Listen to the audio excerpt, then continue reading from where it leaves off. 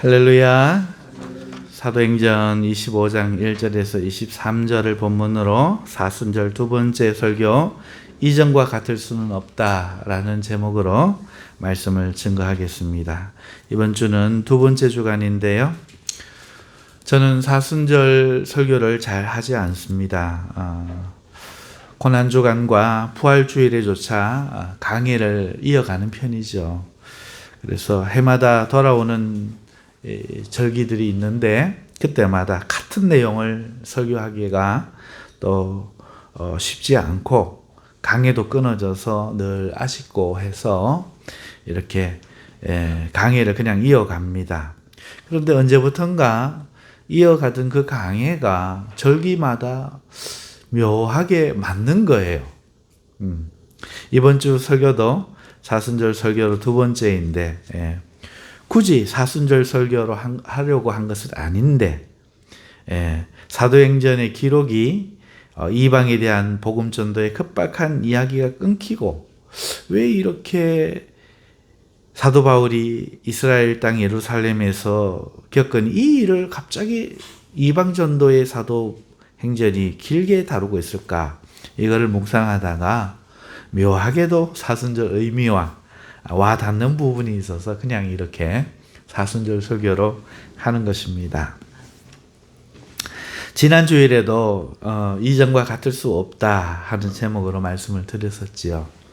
내용은 벨릭스 총독이 보기에 유대인이 바울을 미워하고 고발하고 죽이려고 하는 일이 그저 자기들 종교적인 그런 일이고 또 죽은 자를 살았다고 주장하는 바울의 주장에 대한 진실에 대한 여부, 이 문제일 뿐이라는 말을 통해서 지금 온 세상이 기독교인을 보면서 하는 말과 어쩌면 이렇게 정확하게 똑같을까?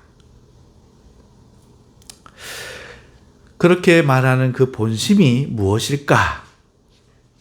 만일 부활이 진실이라면 더 이상 이전과는 같을 수 없다는 두려움 때문이 아닐까 하는 이 말씀을 드렸죠. 그러면서 만일 세상도 그렇게 두려움을 느낀다면 더더욱 우리 예수님을 믿는 사람은 부활을 생각할 때에 이전과 같은 삶이 아니라 모든 것을 올인하고 주를 믿는 그것이 맞지 않는가 하는 것에 대해서 이전과 같을 수는 없다 하는 제목으로 말씀을 드렸는데 이번 주에도 같은 제목을 정했습니다. 바울의 증언 속에 드러난 것, 즉 왜 바울이 이전과 같은 삶을 살지 못하는가 하는 것에 대해서 오늘 말하고 있는 거예요. 그래서 같은 제목으로 오늘 말씀을 증거하려고 합니다. 먼저 바울은 아그리빠가 유대인의 풍속과 문제를 잘 알고 있다는 말로 이야기를 시작합니다. 우리가 오늘 성경을 좀 천천히 읽었죠. 내용을 좀 숙지하시라고 천천히 읽었는데요. 이스라엘 나라는 아브람 자손 중에서 아브람이 자식을 많이 낳지는 않았어요. 그죠?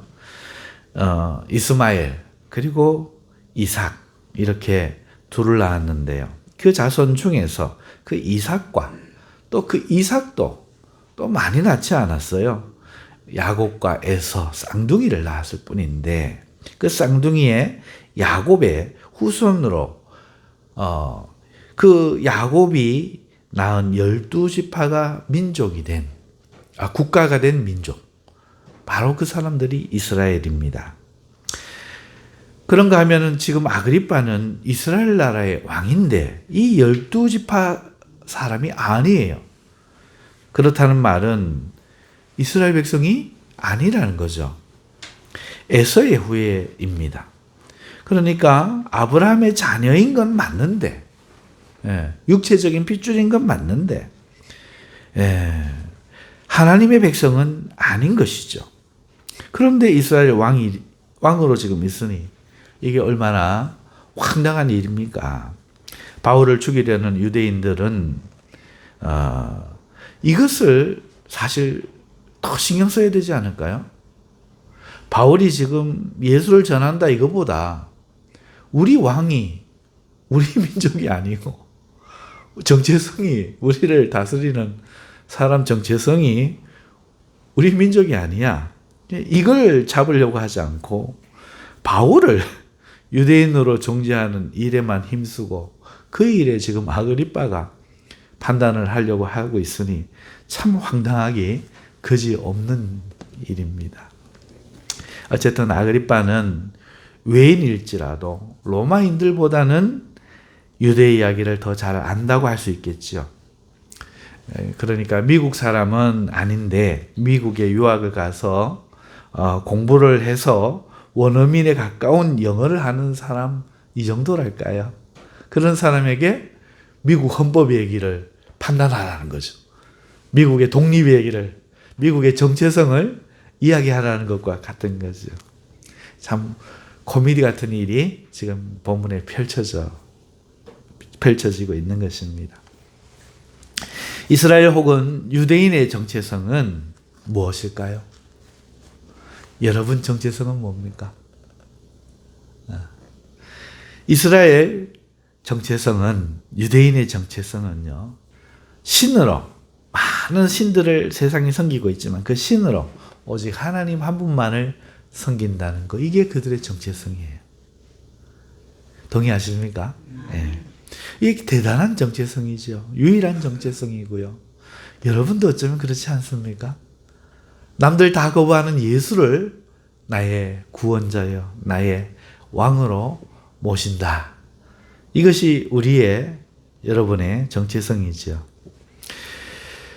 그리고 12지파로 이루어진 그들은 그것이 정체성이기 때문에 밤낮으로 하나님을 섬겨서 얻으려고 하는 것이 하나 있다. 오늘 바울이 그걸 이야기해요. 그게 뭐냐? 조상들에게 하나님이 약속하신 거다.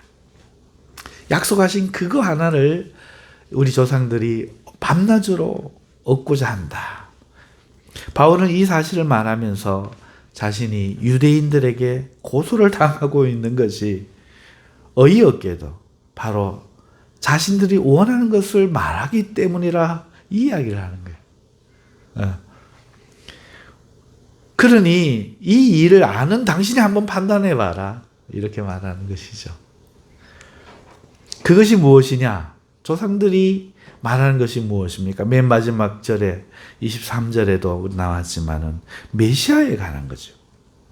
메시아에 대한 성경에 하나님이 조상들에게 약속하신 그 메시아, 그 메시아를 모든 이스라엘 사람들은 원하고 있는 것입니다. 현실에 맞추어서 생각하자면 지금 로마 지배를 받고 있잖아요. 이때 나라를 잃어버린 이때 메시아, 다시 다른 말로 말하면 우리나라 말로 표현하면 구원자가 되겠네요. 그죠? 구원자가 와서 독립을 시켜주기를 온 유대인들이 지금 바라고 있다는 것이죠. 심지어 사도행전을 보면은 주님이 승천하실 때 제자들조차도 하나님 나라가 회복됨이 이때니까 라고 말하면서 유대가 로마로부터 독립을 이루는 것을 굉장히 중요하게 여겨서 묻고 있는 장면을 볼 수 있습니다. 사람이 지금 승천을 하는데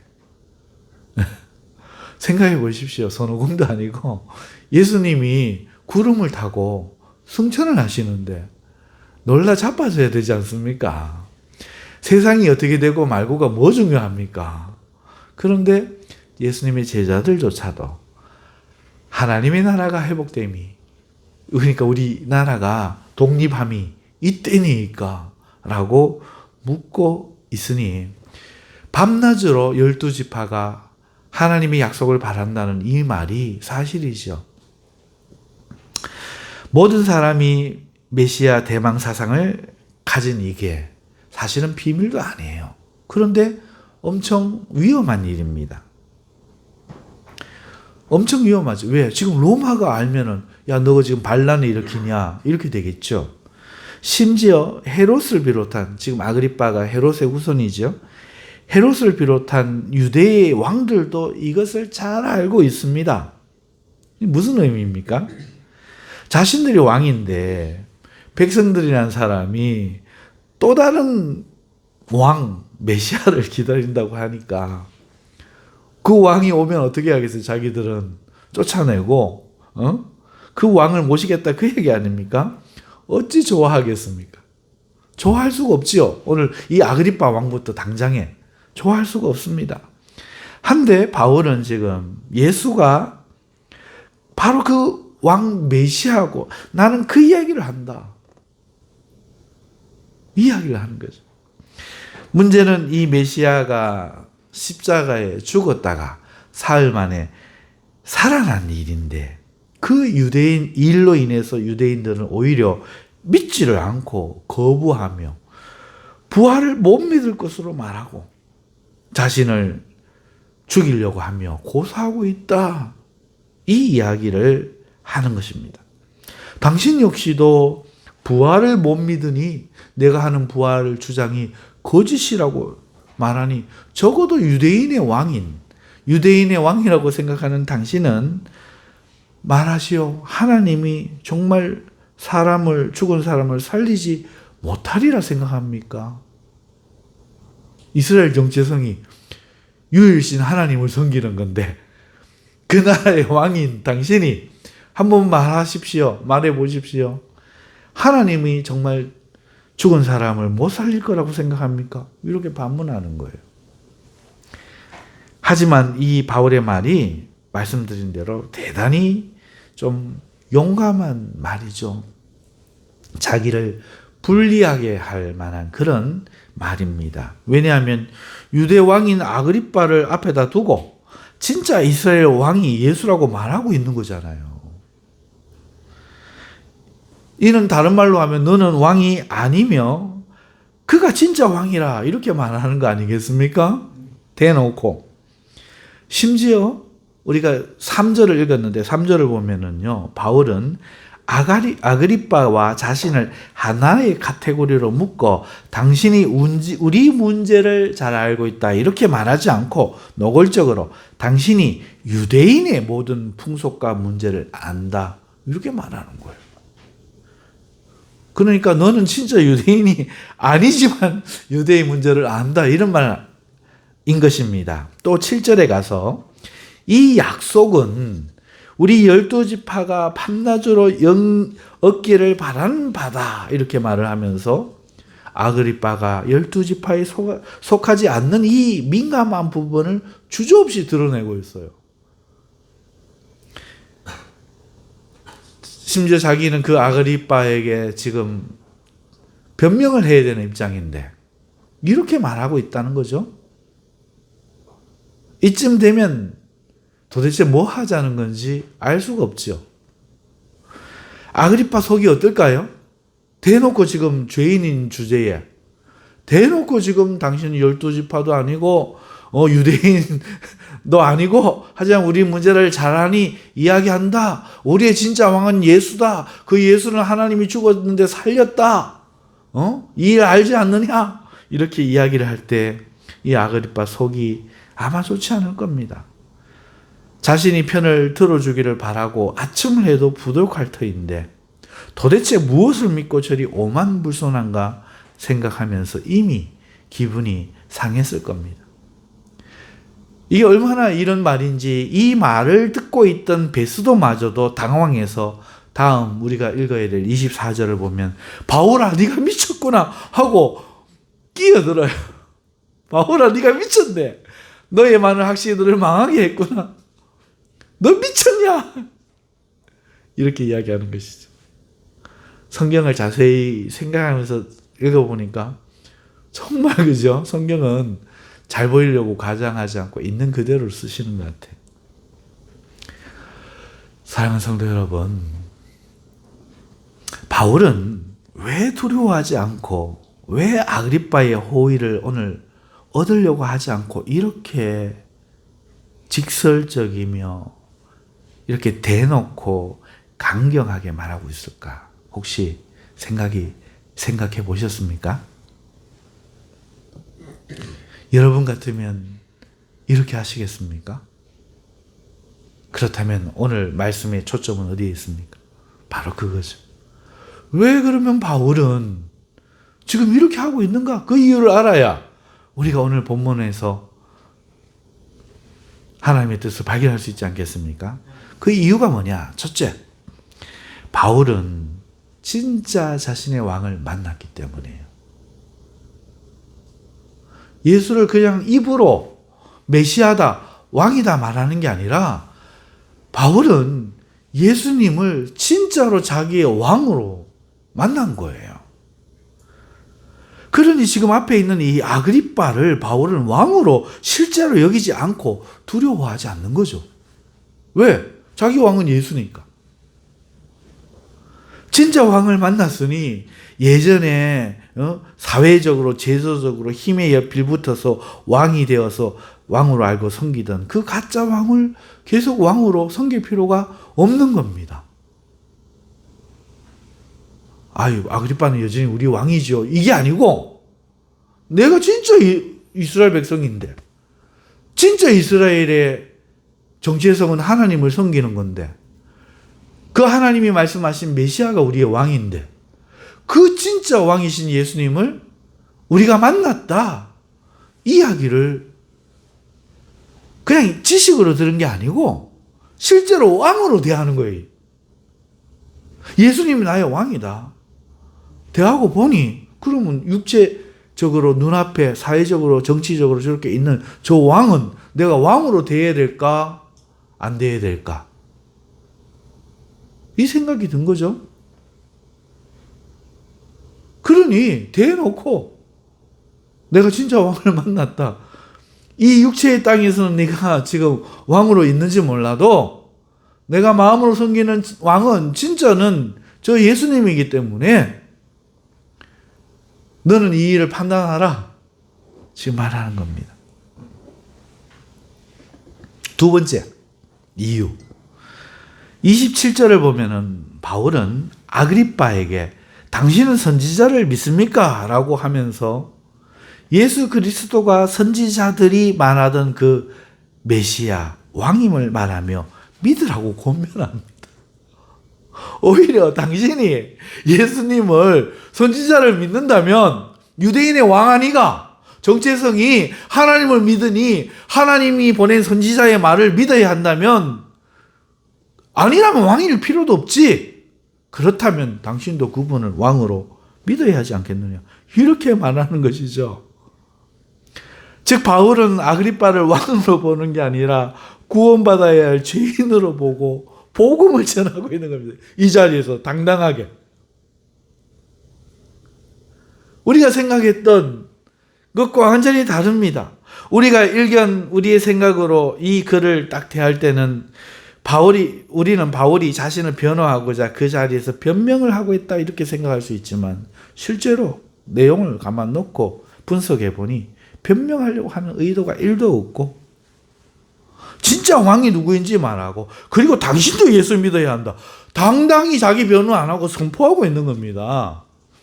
할렐루야. 그러니 자기 변호의 내용이면 이렇게 길게 쓸 필요가 없는데 이런 당당한 모습을 보이고 있으니 사도행전이 이렇게 길게 쓰는 거죠. 그러면서 바울은 자신이 예수를 만난 후 모든 진실을 알게 되고 난 후에 예루살렘에 돌아가 예수를 믿고 하나님께 돌아오라는 이 합당한 회개를 하라고 말했다. 그 일로 이렇게 고난을 받는다, 당당히 증언을 마치는 것이죠. 사랑하는 성도 여러분, 오늘 이 바울의 모습을 보면서요, 오늘 우리의 모습을 좀 봐야 될 것 같아요. 좀 비교해 보아야 되겠다는 것이지요. 여러분, 그것은 두 가지입니다. 첫째, 우리도 예수님을 메시아로 믿지 않습니까? 바울도 예수님을 메시아로 믿는데, 우리도 예수님을 나의 구주로 믿는다면 우리도 바울같이 예수님을 우리의 왕으로 인정하고 있는가, 이것을 점검해 봐야 될 것 같아요. 할렐루야. 여러분, 예수님 믿는 게 진실입니까? 여러분이 지금 예수님을 믿고자 이 자리에 나와 있는 게 사실입니까? 그렇다면 예수님은 우리의 누구십니까? 왕이십니다. 할렐루야. 한번 따라해 보시죠. 예수님, 당신은 나의 주인이십니다. 나의 왕이십니다. 아멘. 나는 그의 소유고 그의 백성이에요. 이게 예수님 믿는 일이라는 거죠.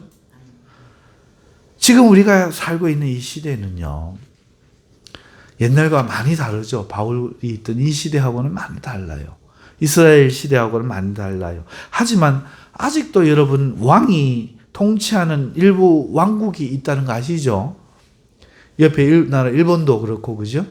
예, 저 영국도 그렇고 많은 나라에 왕이 있어요. 하지만 그것은 모양만 그렇고 실제로는 자본주의 사회나 공산주의 사회로 양분되어 있다고 할 수 있겠죠. 오늘 현대는요. 왕이 있는 자본주의 사회는요, 수상을 대표로 자유시장 경제 체제의 삶을 살고 있는 거예요. 왕이 없으면 대통령을 대표로 하는 민주주의 정치를 통해서 자유시장 경제 체제의 삶을 오늘 살고 있습니다. 맞죠? 만약에 공산주의라면 공산당의 통치하에 공산체제의 시장 경제를 도입하였지만 오늘날 와서는 저 소련과 중국 등 일부 공산국가에서 경제에 있어서만큼은 자유시장 경제체제를 도입하고 있습니다. 맞죠? 그러니까 오늘날 중요한 건 뭐다? 돈이다. 그런데 왕은 있다 없다? 없다. 이렇게 생각하기가 쉬워요. 지금은 돈이 우리의 왕처럼 느껴집니다.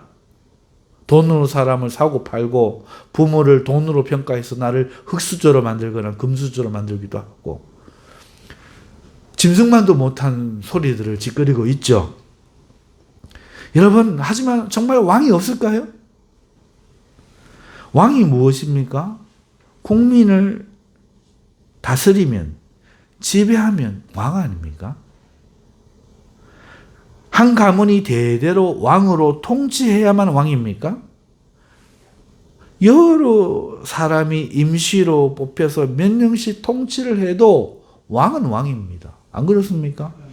왕 중에도 몇 년 통치 못하고 죽거나 반역을 당해서 다른 왕이 서기도 하지 않습니까? 결국은 왕은 가문에 있는 게 아니라 실제로 이 백성, 자기 백성들을 통치하는 통치자, 그 사람이 왕입니다. 국민이 복종해야 할 의무의 대상이 있다면 그것을 왕이라고 하는 겁니다. 그렇다면 자유민주주의에서는 대통령이 왕이 되는 거고, 사회민주주의에서는 시진핑 주석이나 김정은 수령, 푸틴 대통령, 이름을 뭐라고 하든지 그들이 왕이 되는 거 아니겠습니까? 왕이라는 호칭은 사라졌는데 왕의 기능은 여전히 남아있는 거예요. 조금 그 권세와 그 방법이 조금 달라졌을 뿐이죠. 그러니까 이 세상에 지금 왕이 있는 겁니다. 우리가 예수님을 믿는다는 것이 바울이 예수님을 믿는다는 것과 같은 것이라면 우리의 왕은 누구입니까? 바로 예수님입니다. 우리를 실제 통치하시는 분은 예수님이 되어야 한다는 것이죠. 그러면 우리도 바울처럼 생각을 해봐야죠. 우리가 이 세상에 제도를 두고 어떻게 대해야 되느냐, 예수님 믿고 나서 우리가 나라에 충성하는 애국심이 있어야 된다. 어렸을 때부터 교육받아 왔는 겁니다. 저는 이걸 반대하는 말은 안 해요. 하지만 예수님을 믿고 나서 오늘 우리가 나라에 충성을 할 때 그 나라라는 의미가 내 부모님, 내 형제 자매, 내 사랑하는 친구들이 함께 사는 이 세상을 소중히 여겨야 된다는 이야기인지, 누구든지 이 땅을 통치하는 자가 되면 그에게 맹목적으로 복종해야 된다는 의미인지, 그 나라가 무엇인지를 생각해야겠죠. 그리고 일부 사람들이 나서서 왕이 되려고 해서 그 정권을 붙잡은 그 사람들에 대해서 그 사람들이 우리의 왕인지, 예수님을 믿었으니 이제 예수님이 우리의 왕인지 우리가 바울처럼 실제 나를 통치하시는 분이 누구인지 결정해야 된다는 말입니다.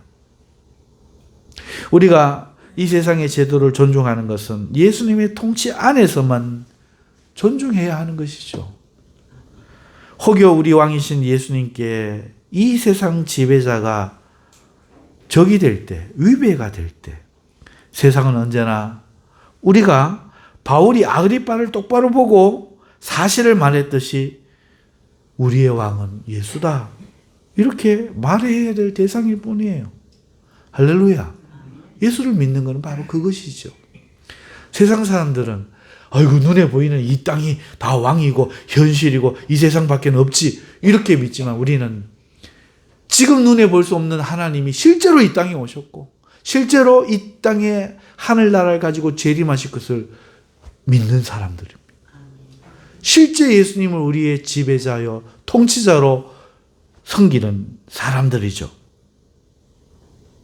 예수를 믿는 것은 하나님의 나라, 예수님을 왕으로 섬기는 백성이 되는 일인 것입니다. 이 의미가 사실이고 진실이고 오늘 우리의 정체성이고, 그런데 오늘 현대의 교인들이 이거 믿는 거 맞습니까?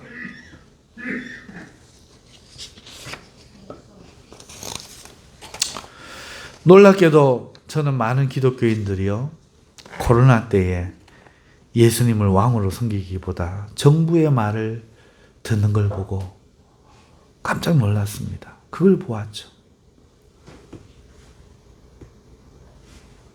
적어도 어떤 그리스도인들에게는 정부가, 국가가 예수님을 예배하는 것보다 위에 있었다는 거죠. 우리 교회는 코로나 때 예배를 드렸었습니다. 코로나에 걸리신 분들은 처음에 집에서 방송으로 또 예배를 드리게 하였죠. 하지만 얼마 안 가서 모두가 코로나 걸려 있으니 결국은 목사인 저와 우리 전사님도 코로나에 걸렸죠. 그런데 아직 안 걸리신 분들이 있어요. 어떻게 해야 됩니까? 와서 같이 걸리자 이래야 됩니까? 그래서 저희가 방송으로 예배를 인도하고 나머지 분들은 집에서 방송으로 예배를 드리게 함으로써 코로나를 확장하지 않아야 한다는 이 의무는 다하면서도 예배는 피하지 않은 것입니다. 하지만 코로나가 다 지나고 한참 후에 저는 충격적인 말을 들었습니다. 저희 교회 김순자 집사님이 이렇게 말씀하시는 거예요. 코로나 때 교회 나오지 말라는 말에 몹시 마음이 상했었다, 이렇게 말씀하시는 겁니다. 천국에 가면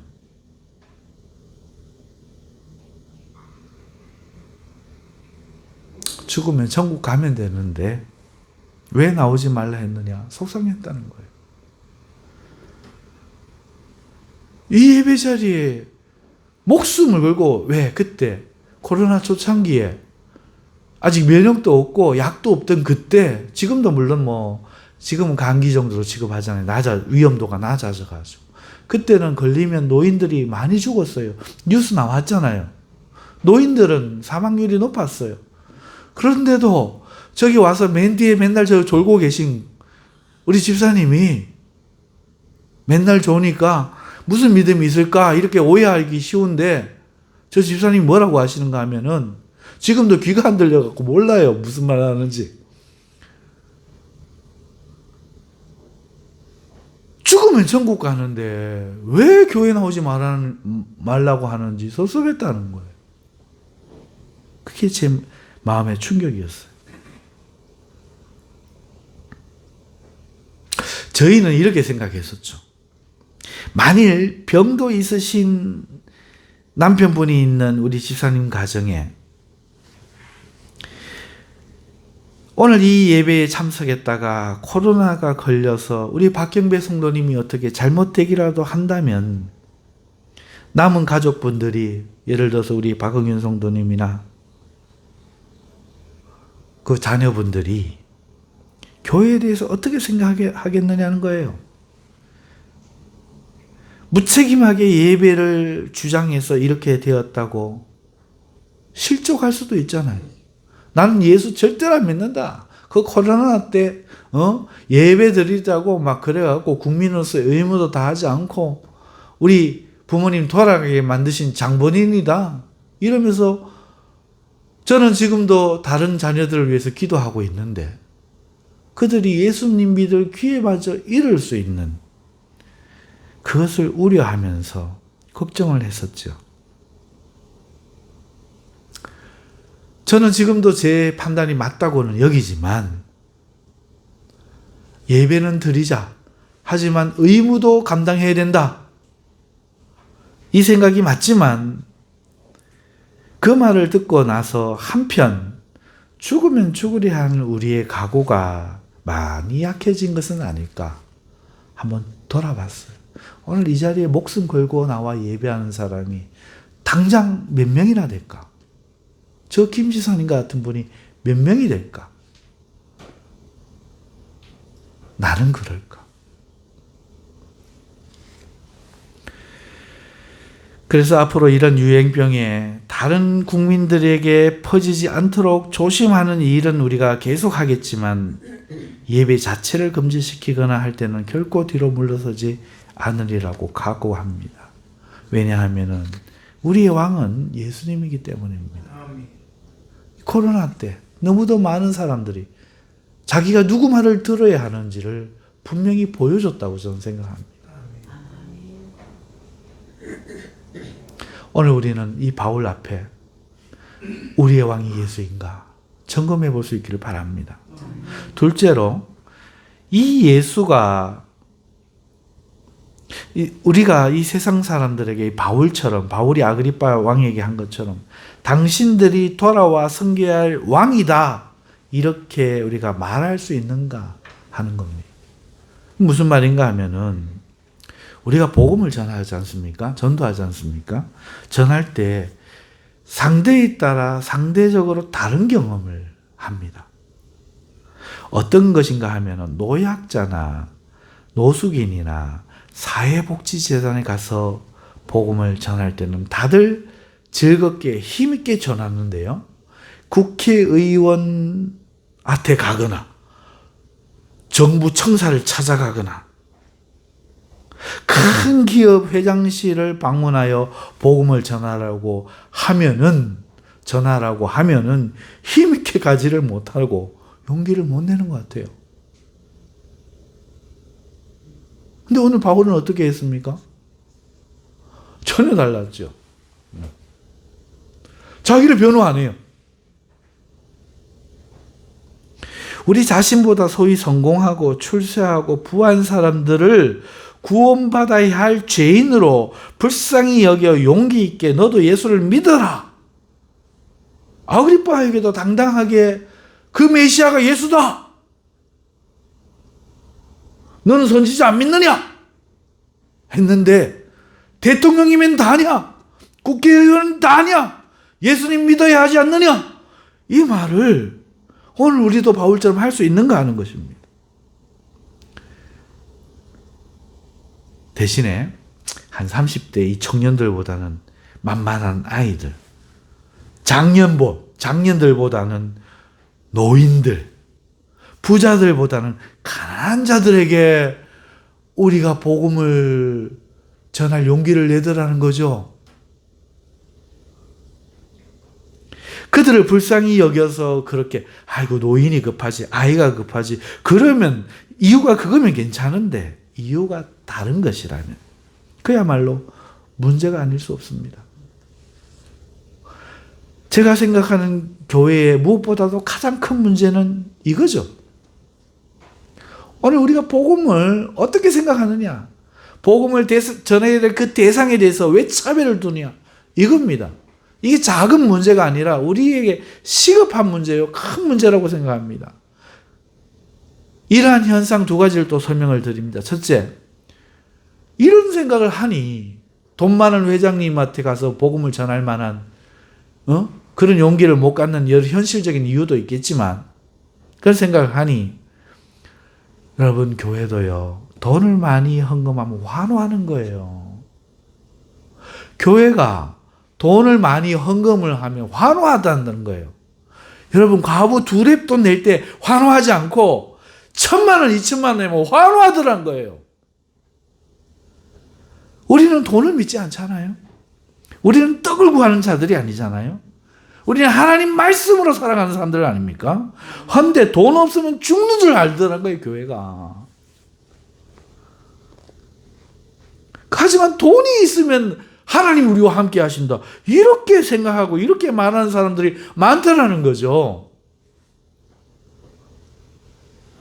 어떤 개척교회 새벽기도에 누가 1,000만 원을 헌금하고 갔다고 합니다. 목사님 마치고 새벽기도 그 헌금통을 왜 열어봤는가 모르겠는데 열어보니까 봉투에 1,000만 원이 담겨 있었대. 목사님이 강단에서 할렐루야 하시며 그걸 간증하셨다는 이야기를 제가 들었습니다. 그런데요, 물론 돈을 보내주시는 하나님께 할렐루야 할 수 있죠. 하지만 우리가 좀 정확하게 한번 생각해 보십시다. 양심에 손 얹고 생각해 보십시다. 돈이 없을 때도 돈을 보내주실 하나님이 있음을 생각하며 할렐루야 하면서 있었다면 괜찮은데, 돈이 왔을 때 역시 그렇군, 우리 하나님 보내주셨군, 그래서 이렇게 했다면 괜찮은데, 왠지 돈이 없을 때는 할렐루야 하지 못하다가 돈이 오고 나서야 할렐루야를 한다면 돈이 그 기쁨의 근원 아닙니까? 그러면은 목사님도 그 교회도 말짱 꽝 아닙니까? 오늘 우리 교회는 어떻죠? 우리가 전부 가난하니까 여기 의사도 없고 변호사도 없으니까 하나님이 함께 안 하시는 겁니까? 저 돈도 많고 의사, 변호사 있는 저 다 큰 교회에는 하나님이 계시는 겁니까? 근데 오늘날 우리가 그렇게 생각한다는 거죠. 그 부분이 둘째입니다. 교회에 출석한 사람이 많고 성공한 사람들이 많으면, 삼성 기업 같으면, 국회의원 같으면, 정부 청사 같으면 못 가는 것처럼 교회에 출석한 사람이 많고 그 교회에 성공한 사람들이 많이 출석하면 환호한다는 거예요. 묻겠습니다. 한 영혼이 천하보다 귀한 거 맞습니까? 정말 맞습니까? 하나님께는 부한 자나 가난한 자가 매일반이고 하나님께 중요한 자는 하나님을 사모하는 가난한 심령이라는 거 맞습니까? 맞습니까? 그런데 우리는 뭘 봅니까? 우리 교회 성도가 더 와야 되는데요. 뭘 걱정합니까? 목사님 사례드려야 되는데요. 좋은 마음으로 그런 거 아니까 제가 나무라지는 않아요. 좋은 마음으로. 근데 성경을 가만히 생각해 보면 전혀 상관없는 말이에요. 그렇죠? 좋은 마음인 건 알지만 우리는 그거 구하려고 이 교회까지 와가지고 주일날 놀러도 못 가고 돈 내면서 핍박받으면서 예배 드리는 거 아니잖아요. 세상 사람들이 구하는 거 같이 구할 거면은 차라리 돈 벌러 가지, 차라리 놀러 가지. 할렐루야, 안 그렇습니까? 여기에 와서 우리가 이렇게 우리 마음을 하나님 앞에 예배하려고 애를 쓰는 것은 돈보다 귀하신 예수, 이 세상에 없는 생명의 저 하늘나라, 영원한 삶, 그것을 바라보고 우리가 나온 줄 믿으시기를 바랍니다. 아멘. 그러니 오늘 우리가 여기에 있는 한 사람, 병든 노인 모두가 귀한 겁니다. 할렐루야. 아멘. 맨날 저기고만 하신 저 집사님이 목숨 걸고 예배하고 계셨더라고요. 오늘 주위를 둘러보십시오. 예수님을 구주로 믿고 왕으로 모신 분이 천하보다 귀한 분입니다. 하나님은 돈이나 신분보다 주님을 사랑하는가 하는 그의 심령, 이것을 가진 심령, 그 사람을 찾으시는 겁니다. 말씀을 맺습니다. 사랑하는 성도 여러분, 왜 사도 바울이 이렇게 변했습니까? 이전과는 같을 수 없기 때문에요. 왜 이전과 같을 수 없습니까? 진짜 왕이신 예수님을 만났기 때문 아닙니까? 부활의 그 주님은 우리의 왕입니다. 사순절 우리는 우리를 구하러 가시는 왕이신 예수님을 바라봅니다. 그분은 십자가를 지고 우리의 참된 왕이 되기 위하여 그 길을 가셨습니다. 그리고 부활하셨지요. 부활하신 그것만으로도 우리의 모든 것을 걸어야 할 가치가 있다. 지난주에 살펴봤고요. 이제 그분이 우리의 왕임을 우리가 다시 생각할 때 우리는 이전과 같을 수 없다 하는 것을 오늘 이번 주 생각해 보았습니다. 사랑하는 성도 여러분, 이제 예수님을 왕으로 모신 자로 사실 수 있기를 주님의 이름으로 축원합니다. 그것이 사순절의 진짜 의미가 아니겠습니까? 기도하겠습니다. 걸어가시고 자비하신 하나님 아버지, 오늘 우리의 모습을 냉정하게 돌아보고 하나님 앞에 올바른 정신으로 바로 서서 예수님을 왕으로 섬기는 주의 백성들 다 되게 하여 주시옵소서. 예수님의 이름으로 기도하옵나이다. 아멘.